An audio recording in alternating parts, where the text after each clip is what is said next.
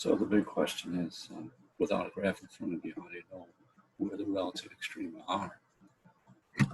And we're going to work that to our advantage. We're going to find those relative extrema without having a graph in front of us, and then that actually will help us to sketch a foot graph.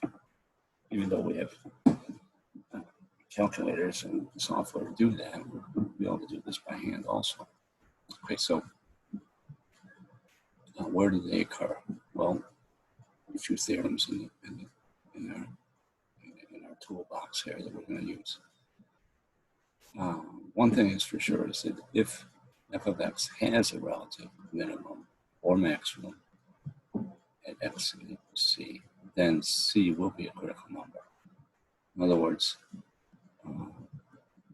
c is a critical number, remember, if we have a zero derivative or undefined derivative.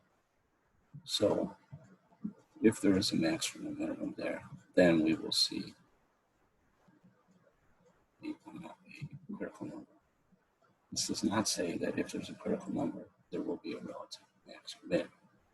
Okay, so don't read that the wrong way. So not every critical number is going to give us an extrema.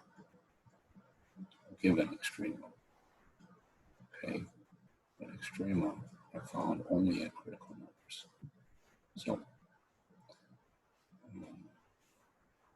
now also extrema could occur on the endpoints. So you might find maximums or minimums on the endpoints, but they won't be relative extrema because technically relative extrema cannot be on the endpoints.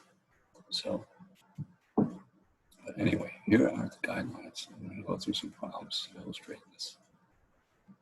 So here's the guidelines.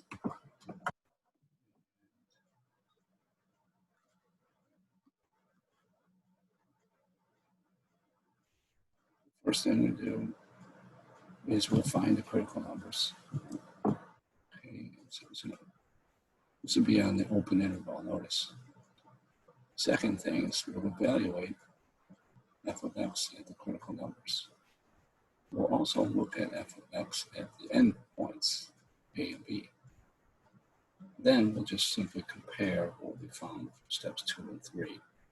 Pick out the high and pick out the low. Those are the absolutes. Okay, it's that simple. So let's go ahead and try this example. First thing is we need our derivative. So we have 2x plus 2. Set it to 0. We see that x equals -1. That's critical. Okay.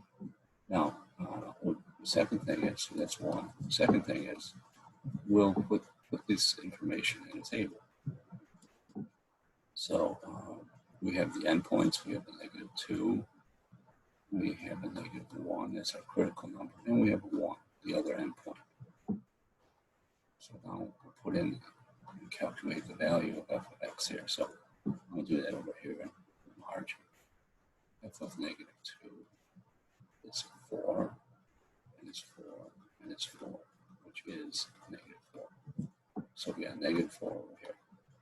F of -1, that's our critical number, is 1 minus 2 minus 4. That's a -5, right? And f of 1 is 1 plus 2 minus 4, which is a -1. So at this point now, you just pick out the highest one here. Is this one? That would be the absolute maximum.